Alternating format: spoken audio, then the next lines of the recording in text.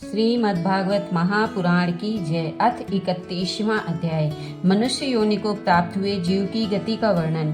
श्री भगवान कहते हैं, माताजी, जब जीव को मनुष्य शरीर में जन्म लेना होता है तो वह भगवान की प्रेरणा से अपने पूर्व कर्मानुसार देह प्राप्ति के लिए पुरुष के वीर कर्ण के द्वारा स्त्री के उदर में प्रवेश करता है।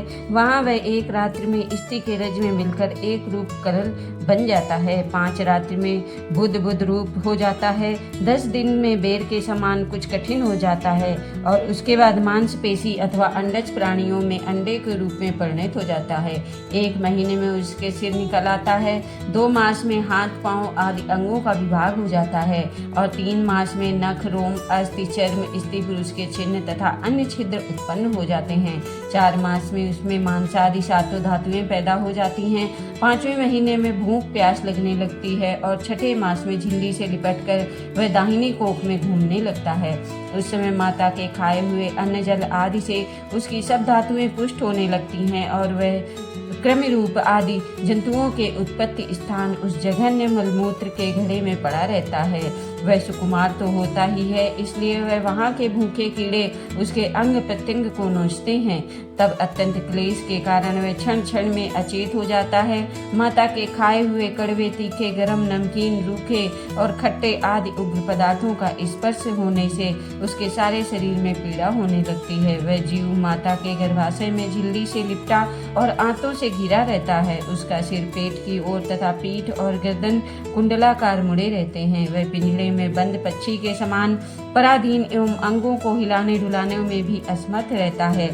इसी समय अदृष्ट की प्रेरणा से उसे स्मरण शक्ति प्राप्त होती है तथा अपने सैकड़ों जन्मों के कर्म याद आ जाते हैं और वह बेचैन हो जाता है तथा उसका दम घुटने लगता है। ऐसी अवस्था में उसे क्या शांति मिल सकती है। 7वां महीना आरंभ होने पर उसमें ज्ञान शक्ति का भी उन्मेष हो जाता है, परंतु प्रशीति वायु से चलायमान रहने के कारण वह उसी उदर में उत्पन्न हुए विष्टा के कीड़ों के समान एक स्थान पर नहीं रह सकता।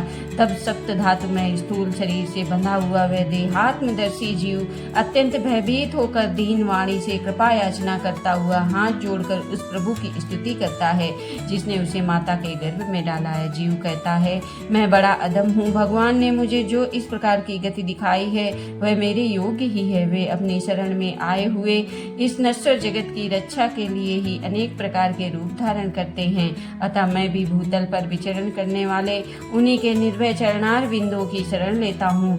जो मैं जीव इस माता के उदर में देह, इंद्रिय और अंतःकरण रूपा माया का आश्रय कर पुण्य पाप रूप कर्मों से आच्छादित रहने के कारण बद्ध की तरह हूँ, वही मैं यहीं अपने संतप्त हृदय में प्रतीत होने वाले उन विशुद्ध, उपाधि रहित, अविकारी और अखंड बोध स्वरूप परमात्मा को नमस्कार करता हूँ।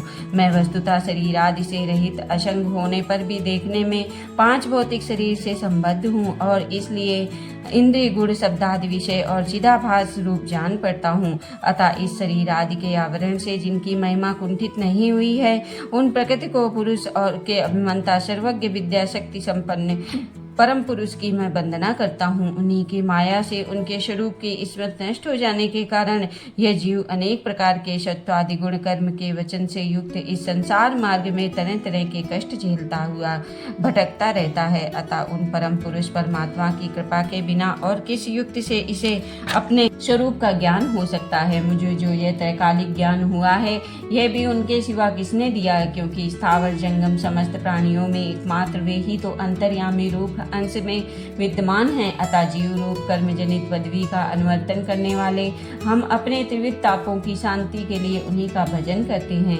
भगवान यह देहधारी जीव दूसरी माता के देह के उदर के भीतर मूल मूत्र के और रुधिर के कुएं में गिरा हुआ है। उसकी जठराग्नि से इसका शरीर अत्यंत संतप्त हो रहा है। उससे निकलने की इच्छा करता हुआ यह महीने गिन रहा है। भगवान, अब इस दिन को यहाँ से कब निकाला जाएगा। स्वामिन, आप बड़े दयालु हैं। आप जैसे उदार प्रभु ने ही इस 10 मास के जीव को ऐसा उत्कृष्ट ज्ञान दिया है। दीन बंधु, ये अपने किए हुए उपकार से ही आप प्रसन्न हो, क्योंकि आपको हाथ जोड़ने के सिवा आपके इस उपकार का बदला तो कोई भी क्या दे सकता है। प्रभु, संसार के ये पशु पक्षी आदि अन्य जीव तो अपनी मूढ़ बुद्धि के अनुसार अपने शरीर में होने वाले सुख दुख आदि का ही अनुभव करते हैं, किंतु मैं तो आपकी कृपा से समधमादि साधन संपन्न शरीर से युक्त हुआ हूँ। अतः आपकी दी हुई विवेकवती बुद्धि से आप पुराण पुरुष को अपने शरीर के बाहर और भीतर अहंकार के आश्रयभूत आत्मा की भांति प्रत्यक्ष अनुभव करता हूँ। भगवान,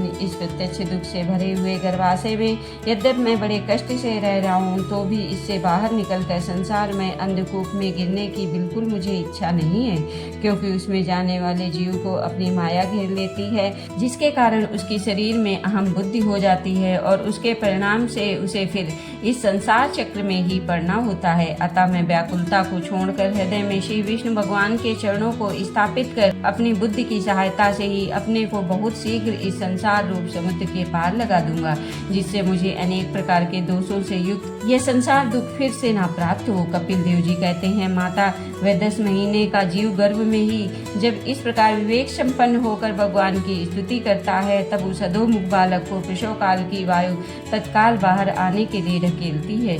उसके सहसा ठेलने पर वह बालक अत्यंत व्याकुल हो नीचे सिर करके बड़े कष्ट से बाहर निकलता है। उस समय उसके श्वास की गति रुक जाती है और पूर्व स्मृति नष्ट हो जाती है। पृथ्वी पर माता के रुधिर और मूत्र में पड़ा हुआ वह बालक विष्ठा के कीड़ों के समान छटपटाता है। उसका गर्भवास का सारा ज्ञान नष्ट हो जाता है और वह विपरीत गति देहाभिमान रूप अज्ञान दशा को प्राप्त होकर बार बार जोर जोर से रोता है। फिर जो लोग उसका अभिप्राय नहीं समझ सकते, उनके द्वारा उनका पालन पोषण होता है। ऐसी अवस्था में उसे जो प्रतिकूलता प्राप्त होती है, उसका निषेध करने की शक्ति भी उसमें नहीं होती। जब उस जीव को शिशु अवस्था में मैली कुचैली खाट पर सुला दिया जाता है, जिससे खटमल आदि स्वजत जीव लिपटे रहते हैं, तब उसके शरीर को खुजलाने उठाने अथवा करवट बदलने की भी सामर्थ्य न होने के कारण वह बड़ा कष्ट पाता है। उसकी त्वचा बड़ी कोमल होती है। उसे डांस, मच्छर और खटमल आदि उसी प्रकार काटते रहते हैं जैसे पेड़े कीड़ों को छोटे कीड़े। इस समय उसका गर्भावस्था का सारा ज्ञान जाता रहता है, सिवा रोने के वह कुछ नहीं कर सकता। इसी प्रकार बाल्य, कौमार और पौगंड अवस्थाओं के दुख भोग कर वह बालक युवा अवस्था में पहुंचता है। इस समय उसे यदि कोई इच्छित भोग नहीं प्राप्त होता, तो अज्ञानवश उसका क्रोध उद्दीप्त होता है और वह शोकाकुल हो जाता है। देह के साथ ही साथ अभिमान और क्रोध बढ़ जाने के कारण वह काम परवश जीव अपनी ही नाश करने के लिए दूसरे कामी पुरुषों के साथ वैर ठानता है।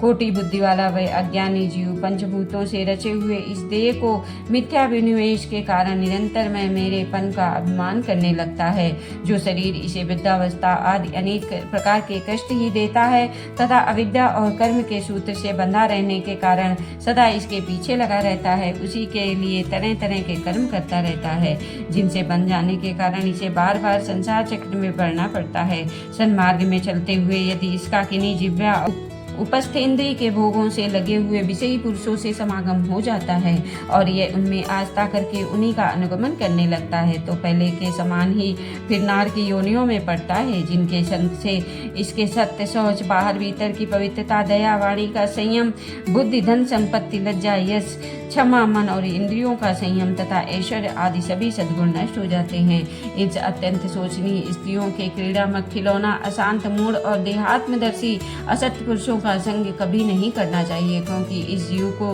किसी और का संग करने से ऐसा मोह और बंधन नहीं होता है जैसा स्त्री और पुरुषों के संगियों का संग करने से होता है। एक बार अपनी पुत्री सरस्वती को देखकर ब्रह्मा जी भी उनके रूप लावण्य से मोहित हो गए थे और उसी मृग रूप होकर भागने पर उनके पीछे निर्लज्जता पूर्वक मृग रूप में होकर दौड़ने लगे। उन्हीं ब्रह्मा जी ने मारीच आदि प्रजापतियों की तथा मारीच आदि कश्यपादि की तथा कश्यपादि ने देव मनुष्यादि की प्राणियों की संतुष्ट की। अतः इनमें एक ऋषि प्रवर नारायण को छोड़कर ऐसा कौन पुरुष हो सकता है जिसकी बुद्धि स्त्री रूपणी माया से मोहित न हो। अहो, मेरी इस स्त्री रूपणी माया का बल तो देखो, जो अपने प्रकुट विलास मात्र से बड़े बड़े दिग्विजयी वीरों को पैरों से कुचल देती है। जो पुरुष योग के परम पद पर आरूढ़ होना चाहता हो अथवा जिसे मेरी सेवा के प्रभाव से आत्मा अनात्मा का विवेक हो गया हो, वह स्त्रियों का संग कभी न करे, क्योंकि उनमें ऐसे पुरुष के लिए नरक का द्वार खुला बताया गया है।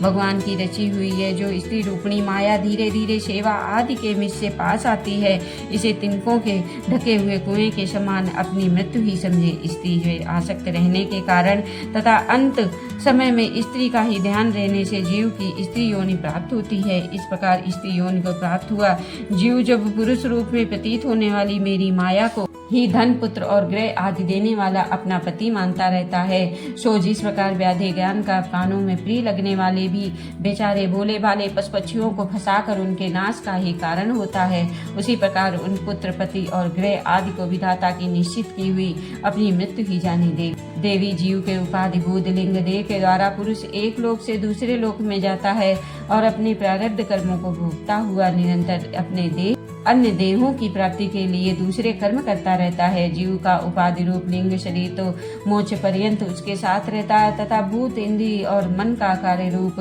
स्थूल शरीर इसका भोगाधिष्ठान है। इन दोनों का परस्पर संगठित होकर कार्य न करना ही प्राणी की मृत्यु है और दोनों का साथ साथ प्रकट होना जन्म कहलाता है। पदार्थों की उपलब्धि के स्थान रूप इस स्थूल शरीर को जब उनको ग्रहण करने की योग्यता नहीं रहती है, यह उसका मरण और यह स्थूल शरीर ही मैं हूँ इस अभिमान के साथ उसे देखना उसका जन्म है। नेत्रों में जब किसी दोष के कारण रूपादि को देखने की योग्यता नहीं रहती, तभी उनमें रहने वाली चक्षु इंद्रिय भी रूप देखने में असमर्थ हो जाती हैं, और जब नेत्र और उनमें रहने वाली इंद्रिय दोनों ही रूप देखने में असमर्थ हो जाती हैं, तभी इन दोनों के साक्षी जीव में वे योग्यता नहीं रहती। अतः मुमुक्ष पुरुष को मरणादि से भय, दीनता अथवा मोह नहीं होना चाहिए। उसे जीव के स्वरूप को जानकर धैर्य पूर्वक निश्चंग भाव से विचरना चाहिए तथा इस मायामय संसार में योग वैराग्य युक्त सम्यक ज्ञानमयी बुद्धि से शरीर को निक्षेप धरोहर की भांति रखकर अपने प्रति अनासक्त रहते हुए विचरण करना चाहिए। इस श्रीमद् भागवत महापुराण 31वां अध्याय समाप्त। बोलो श्री कृष्ण भगवान की जय।